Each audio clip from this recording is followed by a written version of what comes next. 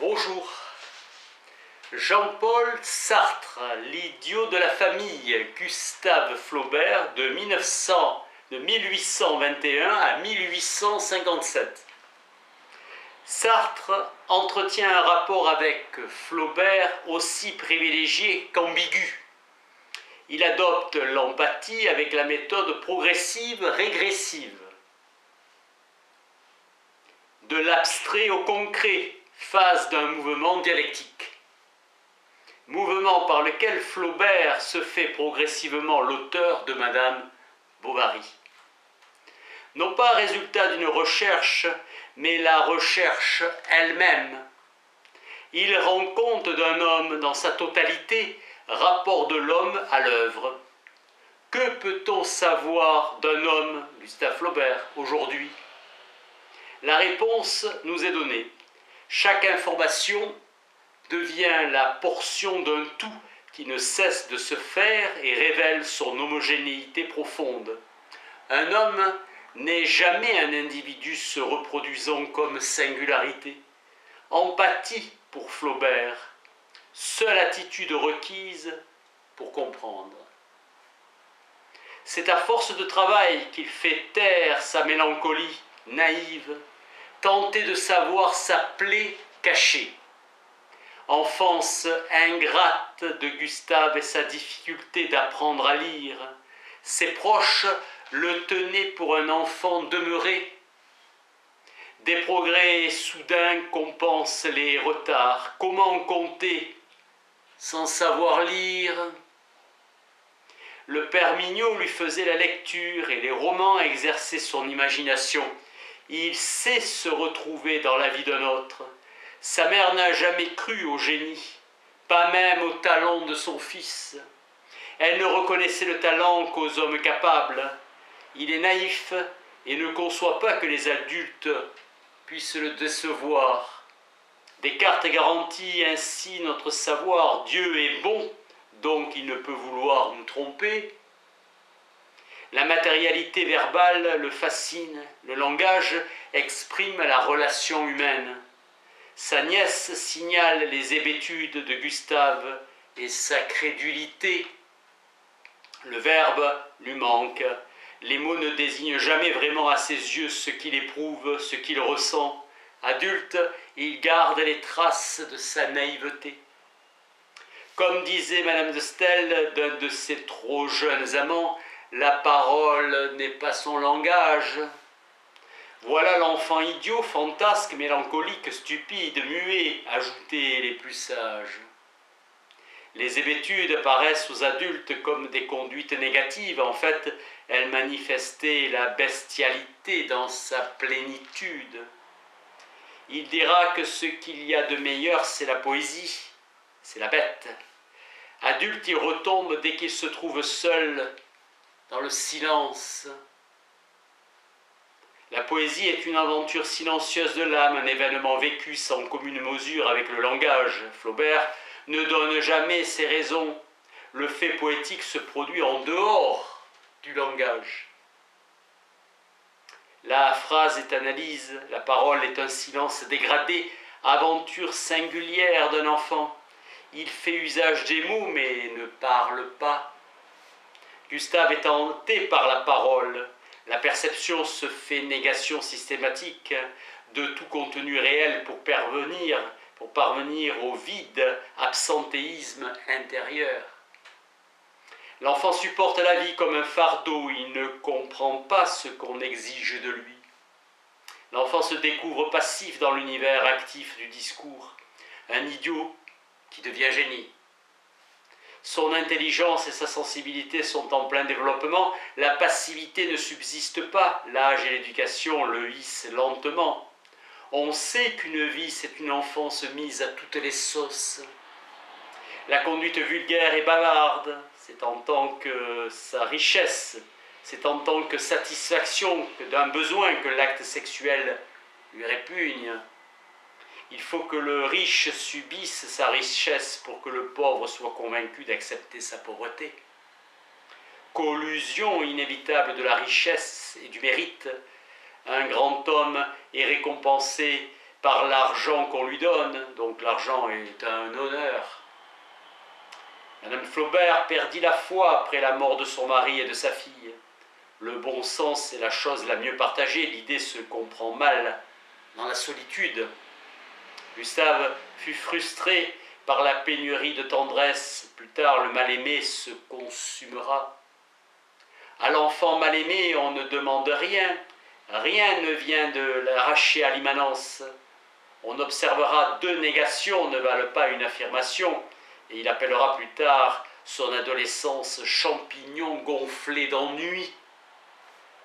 Le mot de champignon insiste sur le caractère quasi végétatif de son existence. Il ne se réfugie pas dans les jupes de sa mère en criant comme André Gide « Je ne suis pas comme les autres ». La vérité est toujours une entreprise, ainsi Gustave l'a subie. Sa naïveté, c'est que l'autre décide l'unique fondement du savoir et le principe d'autorité. En famille, il est circonvenu, débordé, on l'a fait passif. Les catégories cardinales lui font défaut. La domination, c'est l'altérité triomphante s'imposant à la passivité. L'ordre et la vérité ne font qu'un. Gustave est réceptacle de sentences déposées. Paralysé, il doit s'abandonner aux paroles étrangères. Il n'a d'attirance pour rien. Hébété, crédule, attardé, le petit Gustave a 7 ans. Le moi de Flaubert est halogène, c'est le zèle glacial de sa mère qui l'a constitué passif, petit mal importun qui prenait la place de la fille morte. Le thème de la sénilité précoce se trouve dans ses lettres. Tout ce qui est de la vie me répugne. La chute, c'est la découverte de la différence à travers le jugement des autres. À 16 ans, il s'incarne en une femme. Cet adolescent criait dans le silence. Il envie la passivité de la maîtresse qui gémit sous les caresses de l'extase passive. La vieillesse a pour office de le rassurer. Enfant étranger à lui-même, l'âme est en chacun de nous le principe singulier de la souffrance. Le mal-aimé, faute d'avoir senti que sa naissance comblait une attente, ne peut comprendre ce qu'il fait dans ce monde. Il ressent qu'il est de trop. L'humiliation l'étouffe. Il se sent condamné pour insuffisance d'être. Inclination vers le malsain délibérément cultivé. Il est fasciné d'horreur sur la perspective d'être savant et renchérir sur sa propre matérialité. Satan est une mémoire pure, indisponible. De fait, tout ce qui vient du diable est inconsistant par essence.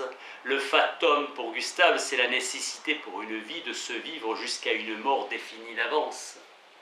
La faute de Gustave disparaît avec lui. Dès l'âge de 13 ans, il associe vie et destin, souffrance et châtiment. Il comprend l'entraide que nous la forme, qui sous la forme d'un sacrifice, vassalité comme moyen choisi par un être inessentiel pour gagner le droit d'être essentiel. Il est le membre le plus jeune et le plus soumis de la cellule Flaubert. Caractère furieusement réactionnaire de Gustave, depuis la Révolution, la bourgeoisie dresse ses enfants à distinguer soigneusement les relations humaines de la propriété réelle, l'acquéreur avec la chose acquise. À l'Ancien Régime, la possession des biens matériels est une tenure, elle se fonde sur la relation des personnes. Pour le petit Flaubert, l'amour et la propriété ne sont pas séparables, l'une est mesure de l'autre. Madame Flaubert le traite comme un moniturus, un moriturus, et ce sera le fondement de son art. Je suis né avec le désir de mourir. Comment sait tout cela Sartre? Eh bien, il a lu Flaubert. Gustave, s'il veut se connaître, n'a qu'à regarder son aîné, perfection idéale dont il n'est que la méchante copie. Son stress, c'est l'unité de son mal intériorisé en souffrance, à titre d'intention de souffrir. Soyez bénis de m'avoir fait mauvais et de me châtier en conséquence. Il sait qu'on lit dans son âme. La tyrannie est domestique. Cet esclave est le produit de l'artisanat familial. Le ressentiment devient le sens profond et le but de la soumission. Il ne cesse de rêver à la révolte. L'enfant sans moi n'est soi-même en secret que par l'adultération des fins qu'on lui impose. C'est la croyance qui fonde l'idéologie du ressentiment. Il a commencé par un non-lieu général, impossibilité de combler son désir, primauté du néant sur l'être, son seul titre. Le jeune garçon est un méchant inoffensif, l'enfant tentait de se sauver par une éthique du dolorisme. Il n'est pas égoïste, il ne s'aime pas assez. La raison de l'égoïsme, c'est la finitude. La foi foudroiera Gustave, l'Église est là, médiatrice. Le Maître a donné son corps et sa vie pour tous. La croyance à rien devenait le signe inversé de la croyance à Dieu. L'enfant martyr, l'idiot de la famille Flaubert, sera contraint, comme son jumeau Baudelaire, d'inventer questions et réponses. Ce que Gustave veut capter, c'est qu'il capte un instant, c'est Dieu en tant qu'autre, extraordinaire présence de l'absence, acceptation, refus. Songer pour lui, c'est ne pas agir. Dieu existe, des milliers de croyants à genoux en témoignent. Dieu existe parce que Gustave en a été frustré. Gustave a raison. Les idéologues, les idéologies sont indémontrables. La transcendance et dépassement, le croyant admettra qu'il se dépasse vers l'infini, mais reconnaîtra que sans la grâce de Dieu, ce dépassement est fini.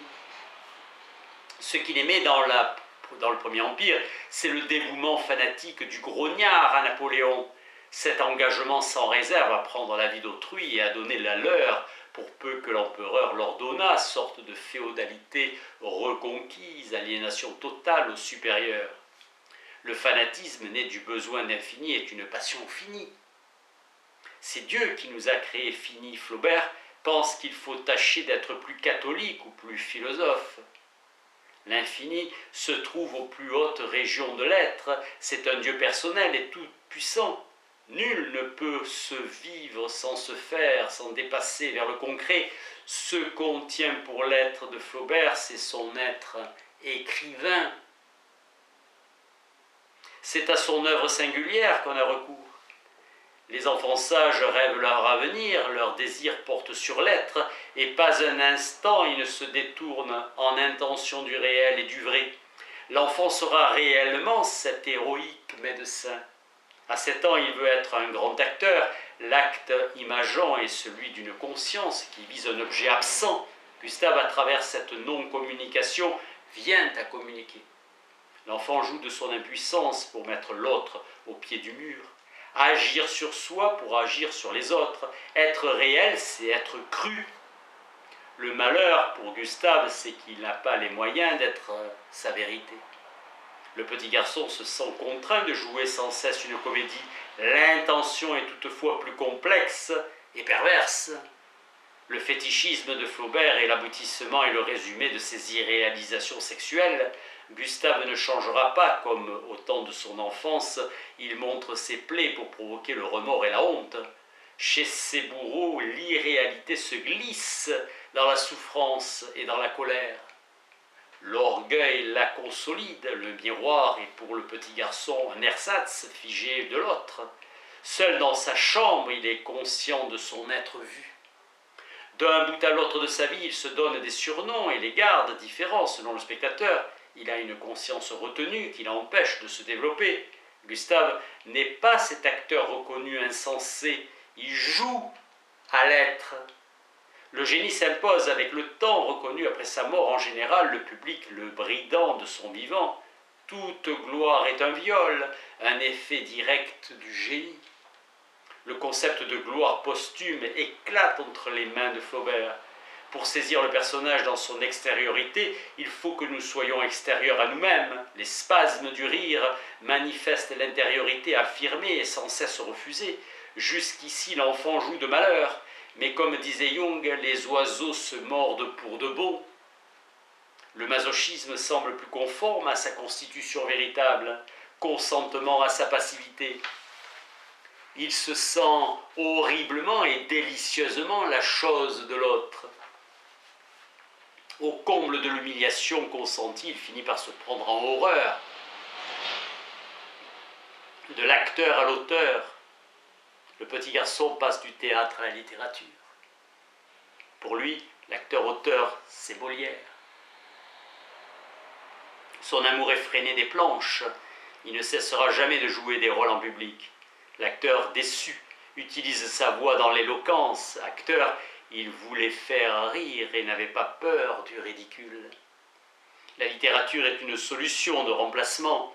Nous apprenons le rôle involontaire, incantatoire des mots, le rôle incantatoire des mots dans son entreprise. La configuration graphique du mot, la littérature lui paraît un moyen d'échapper avec l'imaginaire matérialisé à l'autisme. Il ne se fait pas écrivain pour contenter son seul désir de désirer, c'est le désir d'être autre. Il écrira, et écrire, c'est s'emparer du monde, sentir sa pensée naître, grandir et vivre.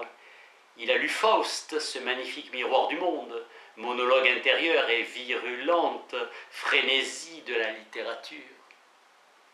Toute vie de grand homme est un destin, des forces d'origine transcendante sont à l'ouvrage en lui. Il écrit l'extrême beauté d'une femme, tue le désir qu'on a d'elle. Le petit garçon est ébloui par son futur maître. Gustave se définira par le désir, c'est-à-dire somptueusement par tout ce qu'il n'a pas. Insistance de Flaubert à présenter l'invention artistique sous forme d'érection, l'écriture et la virilité de Gustave, l'objet d'art comme fin en soi. Tout poème est brillant de sa propre beauté. Merci.